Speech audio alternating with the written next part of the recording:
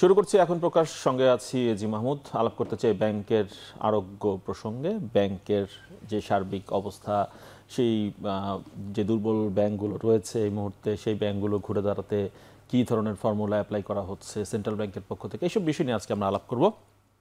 আলাপের জন্য আমাদের সঙ্গে রয়েছেন ডক্টর শহীদুল জাহিদ, অধ্যাপক, ব্যাংকিং অ্যান্ড ইন্স্যুরেন্স বিভাগ, ঢাকা বিশ্ববিদ্যালয়, এবং রয়েছেন মাহমুদ হোসেন এফসিএ, অর্থনীতি বিশ্লেষক। দুজনকেই স্বাগত আমাদের এই আজকের আলাপে এবং আজকের আয়োজনে।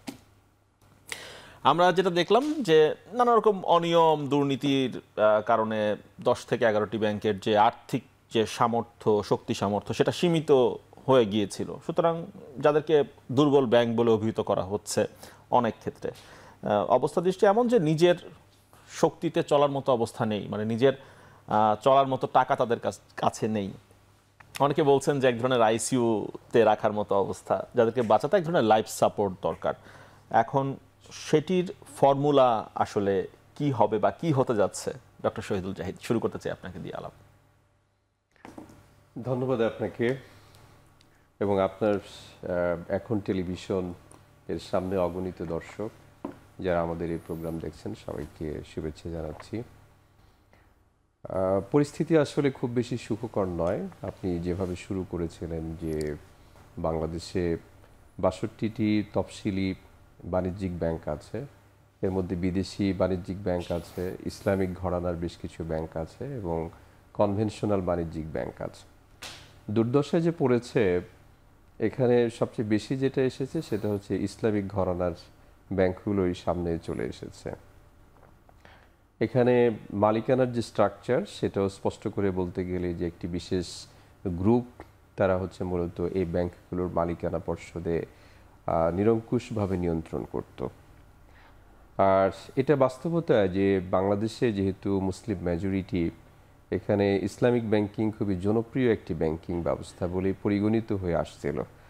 অন্যান্য ব্যাংকগুলোর তুলনায় সবচেয়ে বড় যে Islamic bank, that means Islami bank Bangladesh PLC, এই ব্যাংকটি নিকট অতীতে কয়েক যুগ ধরে চলছে এবং এরা কখনোই এরকম ক্রান্তিকাল অতিক্রম করেনি। তো এটার মূল কারণই ছিল যে বাংলাদেশের মানুষ ধর্মীয় বিশ্বাসের কারণে হোক অথবা ব্যাংকের প্রতি আস্থার কারণে হোক, ইসলামী ব্যাংকিংয়ের প্রতি বেশি ঝুঁকেছিল। এবং এই আরেকটি রেগুলেটরি বেনিফিট তারা পাইতো, সেটা হচ্ছে যে যেটা রিকোয়ার্ড রিজার্ভ আমরা বলি, সেই রিজার্ভের ক্ষেত্রে ইসলামী ব্যাংকগুলো তুলনামূলকভাবে ছাড় পেত। কনভেনশনাল বাণিজ্যিক ব্যাংকগুলো যেখানে এই মুহূর্তে 17%, মানে 100 টাকা ডিপোজিট পাইলে তার 17 টাকা বিধিবদ্ধ রিজার্ভ হিসেবে বা সঞ্চিতি হিসেবে, বিধিবদ্ধ জমা হিসেবে ব্যবহার করতে হয়। কিন্তু ইসলামী ব্যাংকগুলো এটা 9.5% শুধুমাত্র রাখতে হতো। যে কোনো কারণেই হোক, ইসলামী ব্যাংকগুলোর এই যে একটি স্থিতিশীল অবস্থা প্রিভেইল করত অনেক দিন ধরেই। এই কারণে হচ্ছে অনেক উদ্যোক্তা নতুন নতুন ইসলামী ব্যাংকের লাইসেন্স নিয়েছেন, সাথে সাথে অনেক কনভেনশনাল ব্যাংকও কিন্তু ইসলামী ব্যাংকের উইন্ডো অথবা সেবাসমূহ প্রচলন করেছে। কিন্তু হুট করে আজকে আমরা যে অবস্থায় এসে দাঁড়িয়েছি যে ইসলামী ব্যাংকগুলো, বিশেষ করে সবচেয়ে পুরাতন যে ইসলামী ব্যাংক বাংলাদেশ বলে, সেই ব্যাংকটি এই অন্যতম দুর্দশাগ্রস্ত ব্যাংক হিসেবে পতিত হয়েছে। তো সুতরাং, এবং তারা সেখানে যেটা হচ্ছে যে ডেপোজিটরদেরকে আমরা চেক অনার করতে পারছি না। তাদের এই সমস্ত ব্যাংকের অনেকগুলোরই দেখা যাচ্ছে যে অনলাইন ট্রানজ্যাকশান এটা স্থগিত আছে। তারপরে হচ্ছে বৈদেশিক বাণিজ্যে এলসি অথবা লেটার অফ গ্যারান্টি, যেটাই বলি না কেন, এটা তারা ইস্যু করতে পারছে না। তাদের যে রেটিং, প্রাতিষ্ঠানিক রেটিং, এটা পড়ে গেছে। বাংলাদেশ ব্যাংকের সাথে যে চলতি হিসাব থাকে, সেখানেও ঘাটতি দেখা দিয়েছে, বড় ধরনের ঘাটতি রয়েছে, বড় ধরনের ঘাটতি দেখা দিয়েছে। আমি আজকের পরিসংখ্যান যেটা জানি সেটা হচ্ছে প্রায় 18,000 কোটি টাকার মতো ঘাটতি। তো এই সমস্ত, এবং ইতিমধ্যে বাংলাদেশ ব্যাংক নিয়ন্ত্রণকারী সংস্থা হিসেবে তারা এই সমস্ত ব্যাংকের পরিচালনা পর্ষদ পুনর্গঠন করে দিয়েছে। কিন্তু সার্বিকভাবে বলতে গেলে যেটা যে সমস্ত পর্যায় বা পরিক্রমার মধ্য দিয়ে এই পুনর্গঠিত পর্ষদ এই নতুন মানে দুর্দশাগ্রস্ত ব্যাংকের দায়িত্বভার গ্রহণ করেছে, কিন্তু এখান থেকে উত্তরণ ঘটানো আদতে সম্ভব কিনা এটা আসলে ভেবে দেখার মতোই বিষয়। আইসিইউতে যেহেতু আপনি বললেন যে আইসিইউতে প্রায় চলে গিয়েছে, তো এখান থেকে আসলে উত্তরণ ঘটার জন্য খুব একটা বিগ পুশ দরকার, এবং সেই বিগ পুশটা নানা অ্যাঙ্গেল থেকে আসতে পারে। এখানে যদি বাংলাদেশ ব্যাংক নিয়ন্ত্রণকারী সংস্থা হিসেবে মনে করে যে একীভূতকরণ করে দিলেই এই সমস্ত ব্যাংকের অবস্থা ভালো হতে পারে, আমরা ইতিমধ্যে যেটা শুনতে পাচ্ছি যে সবগুলো দুর্দশাগ্রস্ত ব্যাংককে একসাথে করে একটি নতুন ইসলামী ব্যাংক করা যায় কিনা, কিন্তু সেখানে আসলে অনেকগুলো নেগেটিভ ফ্যাক্টর যদি একসাথে হয়, বড় একটা নেগেটিভিটি কিন্তু এখানে চলে আসবে। তো এবং এখানে মালিকানার যে ধরন ছিল এটাকেও আমরা ইগনোর করতে পারি না, এবং মালিক পক্ষ যারা সত্যিকার অর্থে যারা শেয়ার হোল্ডার, তারা এই প্রক্রিয়ার সাথে কিভাবে অন্তর্ভুক্ত হবেন, তারা সহযোগিতা যদি না করেন তাহলে এই প্রক্রিয়া আদতে এবং এটি একটি দীর্ঘমেয়াদী প্রক্রিয়া। যে এই প্রসঙ্গে আমি ফিরবো আমি আপনার কাছে আবারও। মাহমুদ হোসেন এফসি, আলাপের পর্যায়ে একটু আপনার কাছে আসতে চাই।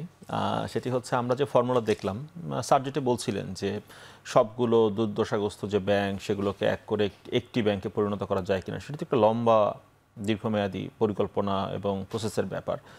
তো এখনকার উপশম হিসেবে, প্যারাসিটামল হিসেবে আমরা যেটা দেখছি যে সেন্ট্রাল ব্যাংক বলছে যে আমরা অর্থ সরাসরি দিচ্ছি না, সবল ব্যাংক দুর্বল ব্যাংকগুলোকে অর্থ সহায়তা দেবে, মানে এক ব্যাংক আরেক ব্যাংককে টাকা দিবে। তো ফর্মুলাটা এবার এমন হতে যাচ্ছে কেন, বা এটার সুবিধাটা কি বা কেন? আগে তো আমরা দেখতাম যে কোনো ব্যাংক দুর্বল হলে সেন্ট্রাল ব্যাংক সরাসরি সেখানে লোন দিত বা টাকা ফান্ডের যোগান দিত। এবার আরেক সবল ব্যাংককে বিবেচনা করে কিছু ব্যাংকে আবার দুর্বল ব্যাংকগুলোকে সবল ব্যাংক থেকে টাকা দেওয়া হচ্ছে। এই ফর্মুলাটা কতটুকু এফেক্টিভ হবে? এই যে ধন্যবাদ আপনাকে। দেখুন, বাস্তবিক অবস্থা যদি চিন্তা করতে হয় যে বাংলাদেশ ব্যাংক তো মানি মার্কেট কন্ট্রোল করে, এবং এই মানি মার্কেটে কি পরিমাণ মানির সার্কুলেশন থাকবে তার উপর ইনফ্লেশন কাজ করে। তো আমাদের ইনফ্লেশনটা এমন একটা অবস্থায় চলে গিয়েছিল যেটা কিন্তু মানুষের জন্য খুবই কষ্টকর হয়েছিল। এই অবস্থায় যদি সেন্ট্রাল ব্যাংক টাকা ছাপিয়ে এই দুর্বল ব্যাংকগুলোকে দেয়, তাহলে কিন্তু বাজারে মানি সার্কুলেশনের পরিমাণ অনেক বেড়ে যাবে এবং দ্রব্যমূল্য আরও বেড়ে যাবে, যাতে একটা বড় অংশ, বিশেষ করে আমাদের অর্থনীতির যে এমার্জিং পার্টিসিপেন্ট যারা মিডল ক্লাস বা লোয়ার মিডল ক্লাস, তারা কিন্তু আপনার জীবনযাত্রার মান যেমন ক্ষতিগ্রস্ত হবে এবং তাদের জীবন ধারণ কষ্টকর হয়ে যাবে। তো এই জন্য সেন্ট্রাল ব্যাংক যে পন্থাটা নিয়েছে যে যার কাছে এক্সেস লিকুইডিটি আছে সে লিকুইডিটিটা সেন্ট্রাল ব্যাংকের গ্যারান্টিতে, কারণ সেন্ট্রাল ব্যাংক কিন্তু এখানে গ্যারান্টি দিচ্ছে, গ্যারান্টিতে দুর্বল ব্যাংকে দিচ্ছে। তাতে যেটা হচ্ছে যে দুর্বল ব্যাংকে যেখানে তারল্যের সংকটের কথা বলা হচ্ছে, যেটা মোরাললেস 18,000 কোটি টাকা, ওটা যদি ওরা পেয়ে যায়, অ্যাট দ্য সেম টাইম আপনার হচ্ছে সে ব্যবসায় ফিরতে পারবে। ব্যাংকগুলো কিন্তু লিটারালি এখন আপনার ব্যবসায় নাই, ম্যাক্সিমাম ব্যাংকই কিন্তু আদার দেন ইসলামী ব্যাংক ছাড়া স্বাভাবিক কার্যক্রম চালাতে পারছে না। এবং খুবই দুঃখের বিষয় হচ্ছে, দেখুন আপনি খেয়াল করেন যে আমাদের কিছুদিন আগে খুব খারাপ পরিস্থিতি হলো বন্যার কারণে, বিশেষ করে ফেনী, নোয়াখালী এই অঞ্চলে। এখন এরা একটা ব্যাংকে টাকা রেখেছে, তার ঘর বাড়ি ভেঙে গেছে বা গবাদি পশু মারা গেছে বা ক্ষেতের ফসল নষ্ট হয়েছে। এখন যখন সে ব্যাংকের কাছে তার টাকা উত্তোলন করতে যাচ্ছে যে সে আবার ঘর বাড়ি মেরামত করবে, ব্যাংক কিন্তু তাকে টাকা দিতে পারছে না। আবার অ্যাট দ্য সেম টাইম যদি এখন সেন্ট্রাল ব্যাংক অতিরিক্ত পরিমাণ মানি সার্কুলেশন করে দেয়, যেই একটা ক্যাওটিক অবস্থা আগের গভর্নর সাহেব করে গেছে যে 36,000 করোড় টাকা ছাপিয়ে আপনার সে কিন্তু এক্সেস ছাপিয়ে এই ব্যাংকগুলোকে, দুর্দশাগ্রস্ত ব্যাংকগুলোকে দিয়েছে, এবং যার কারণে দ্রব্যমূল্যের এই অবস্থা হয়েছে। তো ওই পিপলরা কিন্তু এফেক্টেড হবে কাজেই। এবং সেন্ট্রাল ব্যাংক শুধু কিন্তু কোনো পন্থা দিচ্ছে তা না, একটা গ্যারান্টি দিচ্ছে তা না, তারা খুব কার্যকরভাবে যেসব ব্যাংকের কাছে এক্সেস লিকুইডিটি আছে তাদের সাথে কিন্তু এঙ্গেজড আছে। এবং গতকালকেও এদের সিইওদের সাথে গতকালকে মিটিং করেছে এবং তাদেরকে রাজি করিয়েছে, এবং তারা কিন্তু নীতিগতভাবে এগ্রি করেছে যে তারা দুর্বল ব্যাংকগুলোকে টাকা দিবে। শুরুতে কিন্তু তারা রাজি হতে চাননি, না রাজি হতে চাননি, কারণ এখানে একটা বিষয় চিন্তা করতে হবে, তারাও তো ডিপোজিটরের টাকা রেখেছে, তারাও তো বিভিন্ন ইনভেস্টরের টাকা রেখেছে। এখন যদি তারা আপনার এই দুর্বল ব্যাংকে টাকা দিয়ে যদি আটকে পড়ে যায় তাহলে তো তারাও এফেক্টেড হবে, তাই না?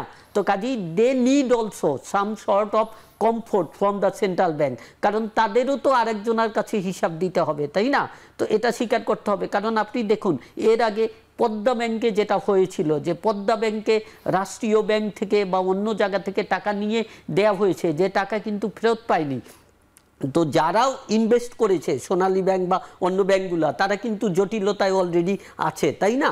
তো কাজেই এই কমফোর্টটা কিন্তু এখন যারা লিকুইডিটিতে ভালো অবস্থায় আছে তারা চাইবে, এটা নাম্বার ওয়ান।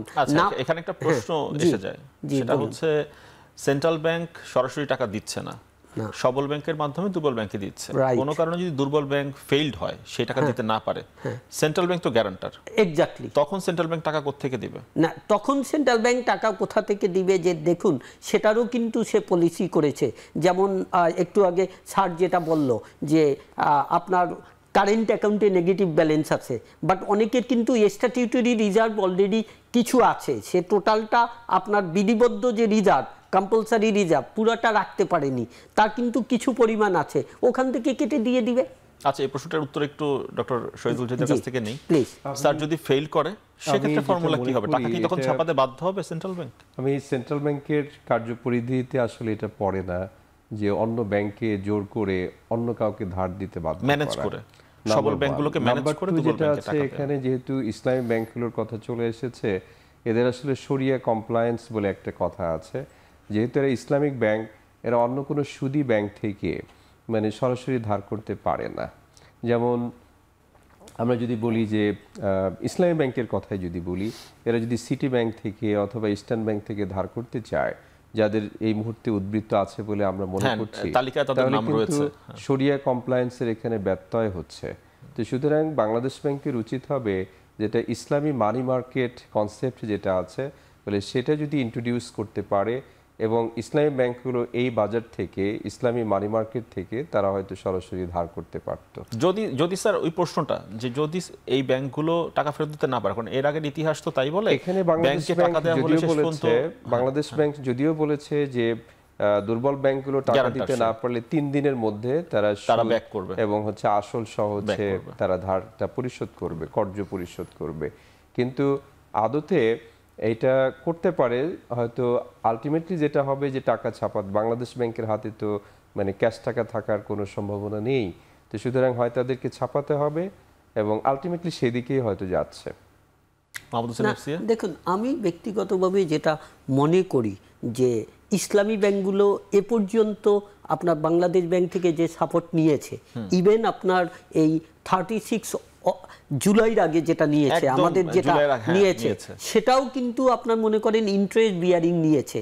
তো as such pure Islamic finance কিন্তু ইসলামিক ব্যাংকগুলো পাইতো না, কারণ তারা যখন বাংলাদেশ ব্যাংক থেকে নিচ্ছিল তখনও কিন্তু সুদেও নিচ্ছিল। আমরা দেখেছি যখন সংকট হয় তখন তারা কলমানিতেও রেগুলার ব্যাংক থেকেও নিয়েছে। এটা যেমন নাম্বার 1। নাম্বার 2, এখানে আরেকটা বিষয় খুব ভালোভাবে আপনার মনে করেন মাথায় রাখতে হবে যে দেখুন, আমাদের ওভারঅল ইকোনমি এখন প্রচণ্ড পরিমাণ সাফার করছে, এবং এই যে দুর্বল ব্যাংকগুলোর যে ব্যাংকিং অবস্থা এখন বন্ধ হয়ে গেছে লিটারালি, এর আরেকটা কারণ দেখেন যে ইউটিলিটি তারা যে কালেক্ট করত সেগুলো কিন্তু আপনার ওই কর্পোরেশনগুলো বন্ধ করে দিয়েছে।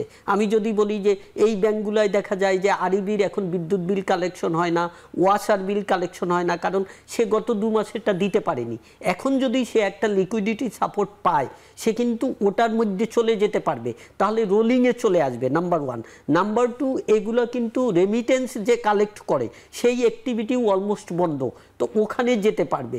তো এই রকম অ্যাক্টিভিটিতে গেলে তারা যদি লিমিটেড স্কেলেও করতে পারে তাহলে কিন্তু একটা আস্থা ফিরে আসবে, আর আস্থা ফিরে আসলে এদের কাছে কিন্তু আপনার কিছু পরিমাণ লিকুইডিটি চলে আসবে। আরেকটা বিষয় আমাদের মাথায় রাখতে হবে যে ইকোনমির একটা ধারা আছে যে টাকা ওখানেই যাবে যেখানে বেশি পরিমাণ বাড়বে। এখন সেন্ট্রাল ব্যাংক যে স্টিপিং করে গ্যারান্টিটা দিচ্ছে, যেখানে ডিপোজিটরদের রিস্ক মিনিমাইজ হয়ে যাচ্ছে, তখন কিন্তু এইসব ব্যাংক অ্যাগ্রেসিভলি আপনার ইনভেস্টমেন্ট হান্টিংয়ে যাবে, তখন কিন্তু টাকা তারা পাবে। তো এখন দরকার হচ্ছে আস্থাটা রিস্টোর করা। এবং আরো বিস্তার আলাপ রয়েছে, একটু একটা বিরতির সময় হয়েছে, বিরতি নিয়ে ফিরে আসি, তারপর আলাপ করবো আবার। দর্শক, বিরতির পর আবারও ফিরছি এখন প্রকাশ্য।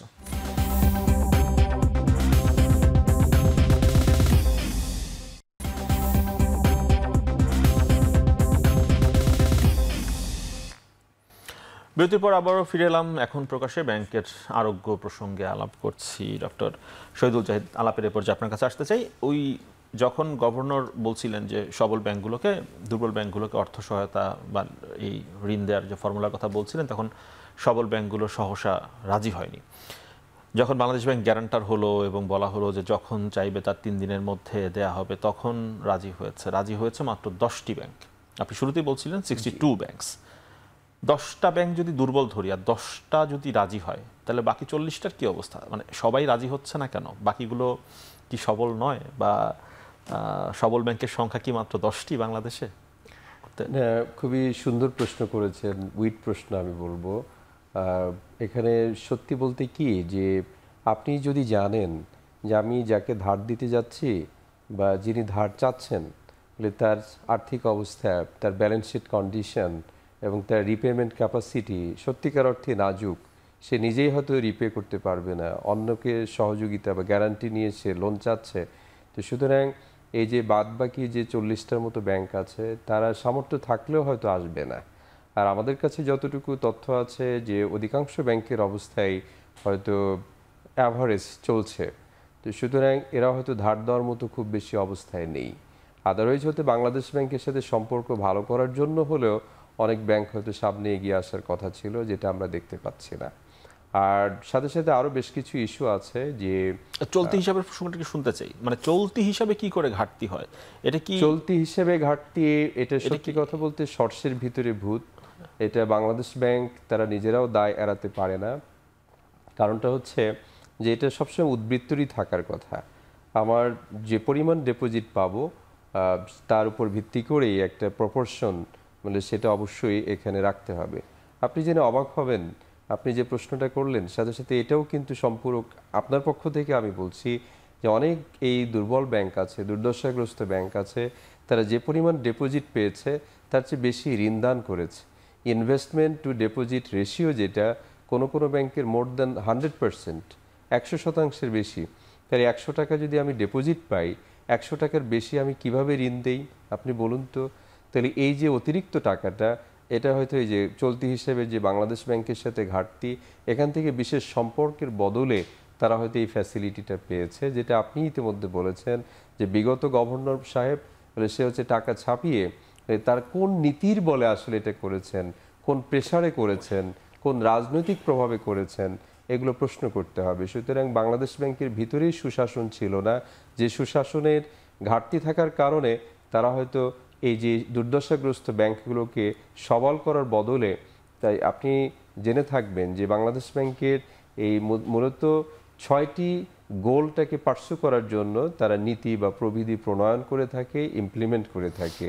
একটা হচ্ছে যে মানে বেকারত্ব দূর করতে হবে, আনএমপ্লয়মেন্ট এটা কমিয়ে এমপ্লয়মেন্ট অপরচুনিটি বাড়াতে হবে, মুদ্রাস্ফীতি কমানো, এবং সাথে সাথে হচ্ছে মূল্য স্তর যেটা, এটা স্থিতিশীল রাখার জন্য সহায়ক ভূমিকা রাখবে, জাতীয় প্রবৃদ্ধি অর্জনে সহযোগিতা করবে, সাথে সাথে হচ্ছে আপনার interest rate stability, foreign currency stability, মানে এক্সচেঞ্জ রেট স্ট্যাবিলিটি যেটা। তো সুতরাং আমরা যদি দেখি এগুলোর মধ্যে আবার কনফ্লিক্টিং গোল আছে। যেমন যদি আমরা সংকোচনশীল মুদ্রানীতিতে, যেটা আমরা প্রায়ই দেখতে পাচ্ছি, যারা ইন্টারেস্ট রেট বাড়িয়ে বাজারে মুদ্রা সরবরাহের পরিমাণ কমাতে চাচ্ছে, তাহলে যেটা হচ্ছে এটা একটা স্তুতিমূলক, যে সাধারণ মানুষকে স্বস্তি দেওয়ার জন্য তারা হচ্ছে একদিকে দ্রব্যমূল্যটা কম রাখছে, কিন্তু এই ঘরেরই একটা ছেলে বা মেয়ে নতুন করে যে চাকরি পাবে, এখানে তো বিনিয়োগ হচ্ছে না। কস্ট অফ ফান্ড যদি বেড়ে যায়, তাহলে নতুন বিনিয়োগ উৎসাহিত হবে না। তো সুতরাং এমপ্লয়মেন্ট অপরচুনিটি এটা কমে যাবে, গ্রোথ রেট এটা হ্যাম্পার্ড হবে। সুতরাং এই কনফ্লিক্টিং গোলগুলোর জন্য আমি যেটা মনে করি বাংলাদেশ ব্যাংকের উচিত, এটা হচ্ছে শর্ট টার্ম বা ইমিডিয়েট কিছু স্টেপ নেওয়া, মধ্যমেয়াদী কিছু স্টেপ নেওয়া এবং হচ্ছে দীর্ঘমেয়াদী স্টেপ নেওয়া। দীর্ঘমেয়াদে ফর এক্সাম্পল হচ্ছে আপনার এমপ্লয়মেন্ট অপরচুনিটি বাড়াতেই হবে। আমাদের ছেলেমেয়েরা পাশ করে বের হচ্ছে, তারা হচ্ছে দারিদ্র্যের মধ্যে থাকবে না। বাংলাদেশ দারিদ্র্য সীমার নিচে বাস করে এরকম হয়তো অ্যাটলিস্ট 20% মানুষ আছে। তো সুতরাং এখানে আনএমপ্লয়মেন্ট ভাতাও নেই। আমাদের সামাজিক সুরক্ষা কর্মসূচি যেটা সরকারের অন্যান্য সংস্থা বা মিনিস্ট্রিগুলো করে থাকে, এখানে বাংলাদেশ ব্যাংকের হয়তো কিছু করার নেই, কিন্তু এগুলো কনফ্লিক্টিং গোল। তো সুতরাং তারা একটা গোলকে পার্সু করতে গিয়ে অন্যগুলোকে যদি হ্যাম্পার করে, তাহলে সামষ্টিক অর্থনীতির যে প্রবৃদ্ধি, সেখানে গ্রোথটা এটা সেটি বাধাগ্রস্ত হতে পারে। জি, হবে আমি না। আসবো আবার মাহমুদ হোসেন এফসি, আপনার কাছে আসতে চাই।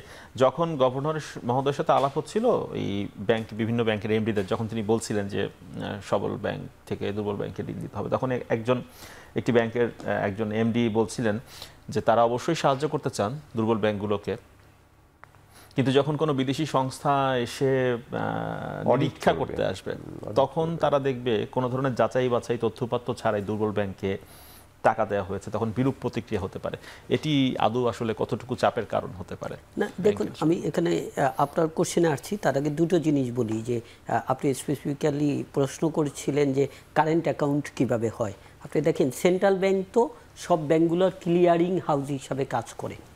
তো এখন সে যখন ক্লিয়ারিং হাউস হিসাবে কাজ করে, তার মানে অন্য ইন্টার ব্যাংক যখন ট্রানজেকশন হয়, অন্য ব্যাংকের টাকাটাও সেন্ট্রাল ব্যাংকের মাধ্যমে কালেক্টেড হয়, এবং এই ব্যাংকের পেমেন্টটাও কিন্তু সেন্ট্রাল ব্যাংকের ওই অ্যাকাউন্টের মাধ্যমে কালেক্টেড হয়। এখন আমার কালেক্টিবল অ্যামাউন্ট ছিল হচ্ছে 100 টাকা, আমার দাবি ছিল, আমার কাছে দাবি ছিল 120 টাকা। তখন ওই 120 টাকা যখন সেন্ট্রাল ব্যাংক আমার হয়ে দিয়েছে, বাট আমার জন্য কালেক্ট করছে 100 টাকা, তখন তো অটোমেটিক্যালি নেগেটিভ 20 টাকা হয়ে গেছে, যেটা কারেন্ট অ্যাকাউন্টের নেগেটিভ হওয়ার একটা কারণ, নাম্বার 1।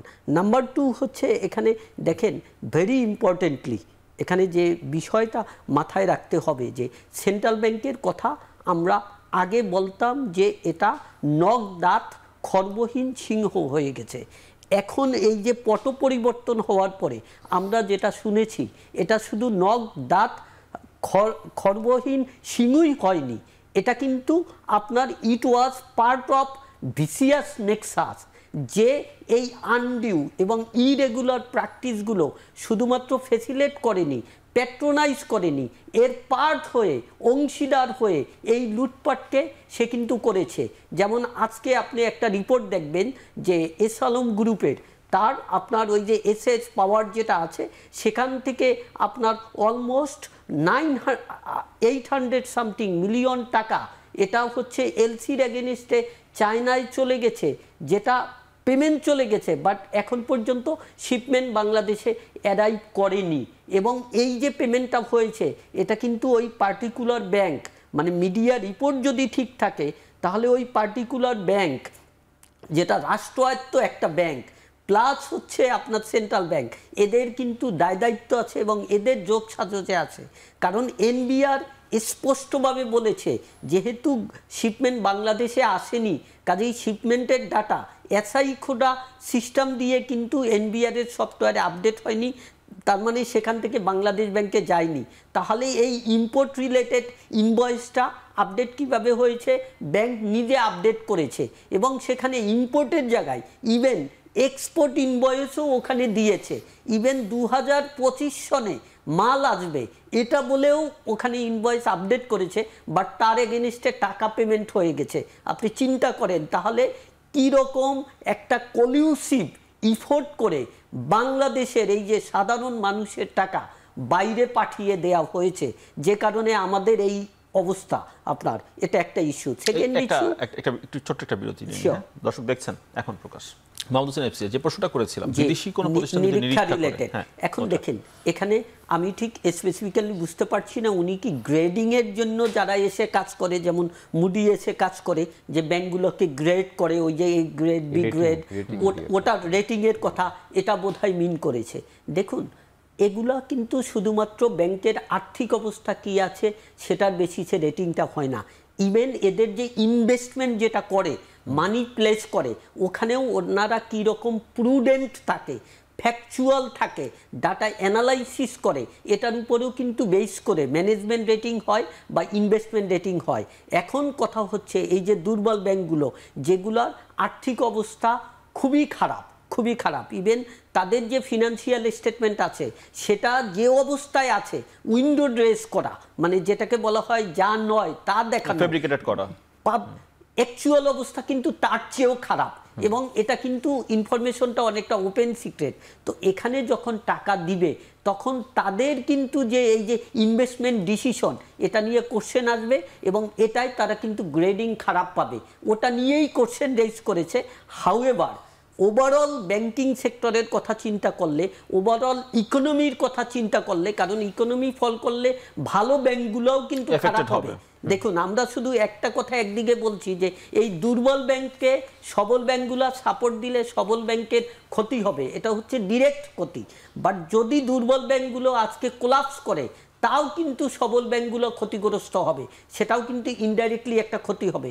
এই ওভারঅল চিন্তা করে বাংলাদেশ ব্যাংক যেখানে কমফোর্ট দিচ্ছে, আমার মনে হয় সবল ব্যাংকগুলো আগিয়ে আসার কথা।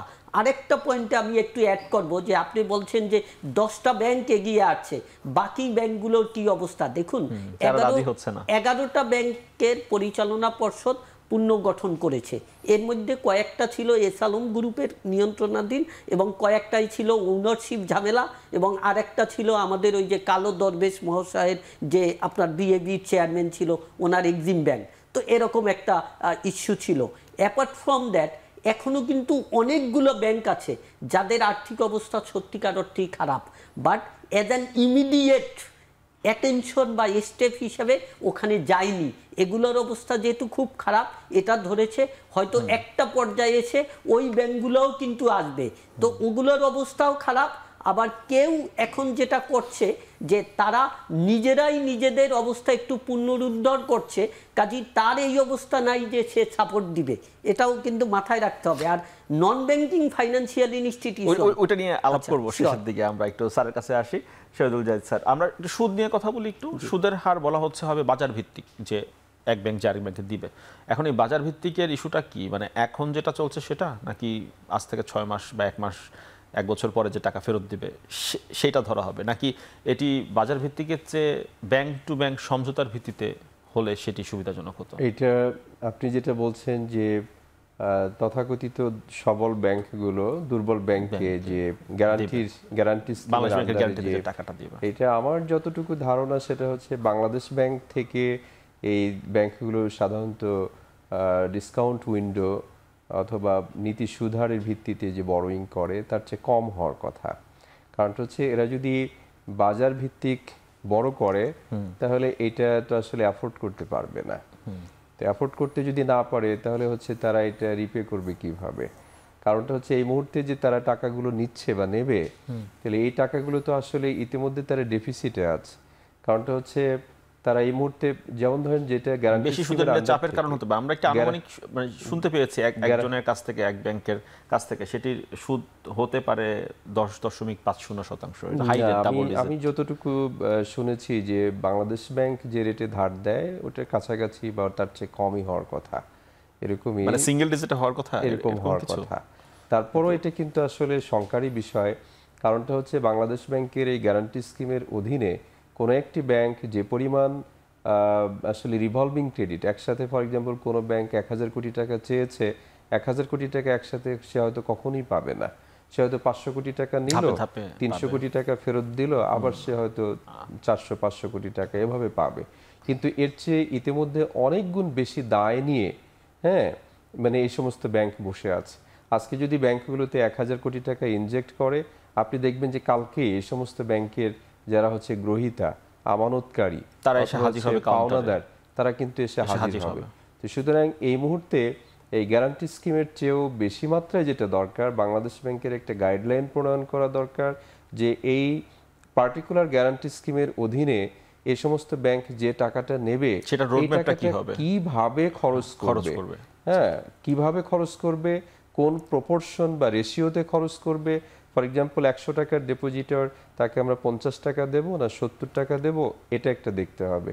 তার চেয়ে বড় কথা হচ্ছে বাংলাদেশ ব্যাংকের আরও বেশি মাত্রায় সতর্কতার সাথে যেটা উচিত হবে এই মুহূর্তে, সেটা হচ্ছে শুধুমাত্র পরিচালনা পর্ষদ পুনর্গঠন করে দিয়েছে এটাই না, ওই সমস্ত ব্যাংকের, কনসার্ন ব্যাংকের যে সমস্ত ম্যানেজমেন্টের কারণে আজকে এই সমস্ত ব্যাংক দুর্দশায় পতিত হয়েছে।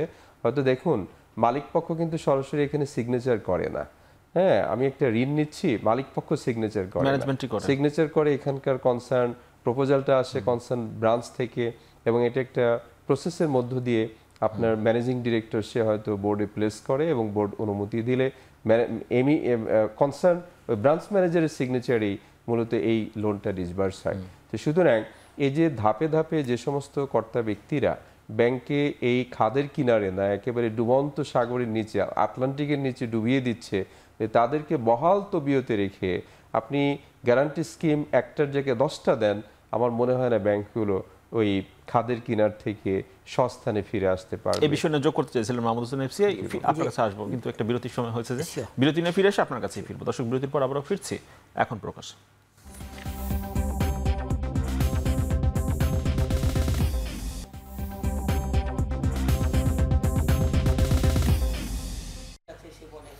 বিরতির পর আবারও ফিরে এলাম এখন প্রকাশে। ব্যাংকের আরোগ্য নিয়ে আলাপ করছি মাহমুদ হোসেন এফসিএ। যে প্রশ্ন নিয়ে উত্তর খোঁজার চেষ্টা করছিলাম, যে আমরা ধরে নিলাম যে দুর্বল ব্যাংকগুলো যেগুলো বলা হচ্ছে তারা ঋণ সহায়তা পেল সবল ব্যাংকের কাছ থেকে, তারপর তারা কি করে ফাংশন করবে, সেই বিষয়গুলো, মানে কী করে ব্যবসা করবে, কি করে তারা নিজেদের অবস্থা ভালো করবে, এই লোন ফেরত দেবে, সেই কৌশলটা কি হবে? দেখুন, এখানে একটা বিষয় বলি, যখন এই যে দুর্বল ব্যাংকগুলোর সহায়তা চাইলো, তারল্য সহায়তা যেটা ব্যাংকের কাছে চাইলো সেন্ট্রাল ব্যাংকের কাছে, তখন কিন্তু প্রতিটা ব্যাংকে এই তারল্য অ্যামাউন্ট যেটা চেয়েছে, যেমন কেউ 3,000, কেউ 5,000, সে কিসের জন্য চেয়েছে ওটা কিন্তু হেড ধরে স্পেসিফিক্যালি বলতে হয়েছে, এবং সেটা সেন্ট্রাল ব্যাংক ঠিক করে দিবে বলেছে না, চাইলেই কিন্তু পাবে না, একদম হেড ধরেই কিন্তু বলতে হয়েছে যে যেমন এই কারণে রেমিটেন্সে আমি ব্যবহার করব ফর এক্সাম্পল 100 কোটি টাকা, ইউটিলিটির জন্য আমি ব্যবহার করব 200 কোটি টাকা, আমার এক্সেস পে অর্ডার দেয়া আছে 300 কোটি টাকা, এভাবে ধরে ধরে কিন্তু যে স্যার যেটা বলছিলেন, যে যখন আমরা গ্রাহকরা জানবে, যেসব ব্যাংকে গ্রাহকরা গিয়ে হাজির হয়েছিলেন, চেকগুলো ক্যাশ হচ্ছিল না, টাকা তারা পাচ্ছিলেন না, যখন ফান্ড ঢুকবে তখন তারা হাজির হবেন না কাউন্টারে গিয়ে যে আমাদের টাকাগুলো এবার না? এখন দেখুন, হাজির হবে, এখনো যে হাজির হচ্ছে না তা না, এখনো কিন্তু হচ্ছে, আপনার রেগুলারলি হচ্ছে। বাট আমি বলবো যে প্ল্যানটা সেন্ট্রাল ব্যাংকে জমা দেওয়া হয়েছে এবং যে প্ল্যানটা করা হয়েছে, ওটা কিন্তু ব্যাংকের ম্যানেজমেন্ট এবং ডিরেক্টর, মানে পরিচালনা পর্ষদ মিলে দিয়েছে এমনভাবে যে এই স্বল্প মেয়াদে আমরা কিভাবে ব্যবসায় ফিরতে পারবো, আস্থা অর্জন করতে পারবো। এখন চ্যালেঞ্জ হচ্ছে এই অনুসারে, এই প্ল্যান অনুসারে অপারেট করা, এবং কোনো কারণেই আমার মনে হয় না উচিত হবে খুব বেশি ডেভিয়েট করা, কারণ যদি ব্যাংকগুলো এখান থেকে ডেভিয়েট করে, সে যেমন তার আস্থাটা সেন্ট্রাল ব্যাংকের কাছে হারাবে, এবং অ্যাট দ্য সেম টাইম সে কিন্তু বিজনেসেও ফিরতে পারবে না, কারণ সেন্ট্রাল ব্যাংক কিন্তু কন্টিনিউয়াসলি এই সাপোর্ট দিয়ে যেতে পারবে না, ব্যাংকগুলোকে নিজের শক্তির উপরই দাঁড়াতে হবে, কারণ এটা দেয়া হচ্ছে আমরা শুনেছি 1 বছরের জন্য, রাইট? এটা মাথায় রাখতে হবে। ধরে নেওয়া যায় যে এই ব্যাংকগুলো 1 বছর সময় পাচ্ছে নিজেকে ফাংশনাল করার জন্য, এবং 1 বছর যথেষ্ট সময় আস্থায় ফিরে আসার জন্য, এটা নাম্বার 1। নাম্বার 2, আমি এখানে আরেকটা জিনিস বলবো, ঋণগুলো 3 মাস মেয়াদি। আচ্ছা, হ্যাঁ, প্রথম 3 মাস, পরবর্তীতে বাড়বে। আরেকটা পয়েন্ট বলবো, এই যে ম্যানেজমেন্টের ব্যাপারে স্যার যে জিনিসটা বলেছে, আমি যেমন আমার ব্যক্তিগত অভিজ্ঞতায় দেখেছি বা আমি শুনেছি যে ম্যানেজমেন্টের যে ডিসকমফোর্টটা আছে, এটা কিন্তু পরিচালনা পর্ষদকে অলরেডি বাংলাদেশ ব্যাংক থেকে একটা কমফোর্ট দেওয়া হয়েছে যে তোমার যদি প্রয়োজন হয় তাহলে তুমি চেঞ্জ করো। এবং এখানে একটা তথ্য বোধহয় একটু দেয়া দরকার, যেমন আমি ব্যক্তিগত অভিজ্ঞতায় যেটা দেখেছি, যে লোনগুলো ডিসিশন হয়তো আপনার মনে করেন পরিচালক পর্ষদ দ্বারা, এবং শুধু এখান থেকে বলা হয়তো ওই ব্রাঞ্চ থেকে এটা করে নিয়ে আসো, বাট তার মানে যে ম্যানেজমেন্ট ইনভলভ না তা কিন্তু নয়। তারা কিন্তু এখানে উচ্ছিষ্টভোগী হয়ে করলেও তারা কিন্তু এই দুষ্ট চক্রের পার্ট ছিল, এবং তারা আরও যে ডিফিকাল্টিসটা তৈরি করছে বলে ভাবা হয়, তারা আপনার এই যে পতিত শক্তি ব্যাংকের এই অবস্থা করেছে, তাদের কিন্তু টাইম টু টাইম ইনফর্ম করে জটিল করে ফেলছে। কাজেই এরকম আইডেন্টিফাই করতে পারলে, কারণ ওই যে যেমন দুষ্ট গরুর চেয়ে শূন্য গোয়াল ভালো, এটা করা দরকার, but at the same time এখানে মাথায় রাখতে হবে যে একটা ব্যালেন্সিংও করতে হবে, কারণ কিছু ম্যানেজমেন্ট তো লাগবে, আদারওয়াইজ তো আপনি ব্যাংকের কার্যক্রম চালাতে পারবেন না। ফিরবো আবার আপনার কাছে। দর্শক দেখছেন এখন প্রকাশ। ডক্টর শহীদুল জাহিদ, ব্যাংক আমরা ধরে নিলাম যে টাকা পেলো, কিন্তু এই টাকা দিয়ে তো তারা নতুন করে ঋণ দিতে পারবে কি? পারবে তো, ঋণ দিতে পারবে? যেমন আমরা অনেক ক্ষেত্রে শুনছিলাম যে দিতে পারবে না। না, আমরা না দিতে পারলে ব্যবসাটা কিভাবে হবে? আমরা আমাদের প্ল্যান যেটা জমা দিয়েছি দেখেন সেখানে রয়েছে, হ্যাঁ, সেখানে আমরা বলেছি যে এসএমই-তে এত পরিমাণ লোন দিব। ইভেন এইটা ছাড়াও কিন্তু আমরা বাংলাদেশ ব্যাংকের কাছ থেকে হয়তো ছাড়াও চেয়েছি কিনা জানি না, যেটা অলরেডি পেয়েছে, আপনার এক্সিম ব্যাংক পেয়েছে, যেমন ওই এক্সপোর্ট ফাইন্যান্সের জন্য একটা অ্যামাউন্ট পেয়েছে। তারপর আবার আপনার ওই যে এসএমই যে ওয়ার্ল্ড ব্যাংকের কিছু ফান্ড আছে বাংলাদেশ ব্যাংকের কাছে, ওটা রিফাইন্যান্সের জন্য আমরা একটা 300 কোটি টাকার একটা টাকা চেয়েছি, ওটা কিন্তু বাংলাদেশ ব্যাংক থেকে দিচ্ছে। আচ্ছা, স্যারের কাছ থেকে একটু শুনি স্যার। তাহলে আচ্ছা, আমি একটা বিজনেস প্ল্যান তো লাগবে স্যার, টাকা পেলে টাকা দিয়ে বিজনেস প্ল্যানটা কি? মানে সর্বোপরি যেটা কথা সেটা হচ্ছে যে ব্যাংকগুলোকে টিকিয়ে রাখতে হবে। কারণ ব্যাংকগুলো আসলে, যদিও আমরা বলি যে অমুক গ্রুপ তমুক গ্রুপ, আসলে ব্যাংকগুলো হচ্ছে জনগণের ব্যাংক। কারণ এটা হচ্ছে পিএলসি, পাবলিক লিমিটেড কোম্পানি, এর শেয়ার বাজারে আছে, শেয়ার হোল্ডার যারা এরা হচ্ছে সাধারণ মানুষ। তো সুতরাং সাধারণ মানুষের এই যে প্রতিষ্ঠানসমূহকে আমরা এটাকে সোসাইটির কল্যাণের জন্য এটাকে বাঁচিয়ে রাখতে হবে। এখন একটা ব্যাংক বেঁচে থাকে হচ্ছে দুইটা ভিত্তির উপরে, একটা হচ্ছে আমানত আর একটা হচ্ছে বিনিয়োগ বা লোনস অ্যান্ড অ্যাডভান্সেস। এখন যেহেতু হচ্ছে এই সমস্ত ব্যাংকের, দুর্দশাগ্রস্ত ব্যাংকগুলোর বিনিয়োগ যেগুলো হয়েছে সেগুলো almost bad and loss, BL এর পর্যায়ে চলে যাচ্ছে, তাহলে বিএল যদি হয়ে যায় তাহলে এদের সঞ্চিতির পরিমাণ কিন্তু বাড়াতে হয়, হ্যাঁ, প্রপোর্শনেটলি বাড়াতে হবে। তো এরকম একটা জটিল পরিস্থিতিতে বাংলাদেশ ব্যাংক শুধুমাত্র কথায় নয়, বাংলাদেশ ব্যাংক যদি এই সমস্ত ব্যাংকের পরিচালনা পর্ষদ এবং হচ্ছে আপনার ম্যানেজমেন্ট ব্যবস্থাপনা পরিষদ যেটা আছে, তাহলে এদের মাধ্যমে অলরেডি পুনঃতফসিল হচ্ছে অথবা মানে সিএল ক্লাসিফাইড লোন হচ্ছে, এই সমস্ত লোন পুনরুদ্ধার করতেই হবে। এটা রাজনৈতিক বন্দোবস্তের মাধ্যমে হোক, যারা হচ্ছে ভেঙে দেওয়া পরিষদের যারা মালিক পক্ষ ছিলেন বা তাদের প্রতিনিধি ছিলেন তাদের মাধ্যমে। কিন্তু স্যার আমাদের যে একটা বিরতি নিতে হচ্ছে, আবার বিরতি নিয়ে ফিরে এসে আবার আপনার কাছে আসছি স্যার। দর্শক, বিরতির পর আবার ফিরছি এখন প্রকাশ।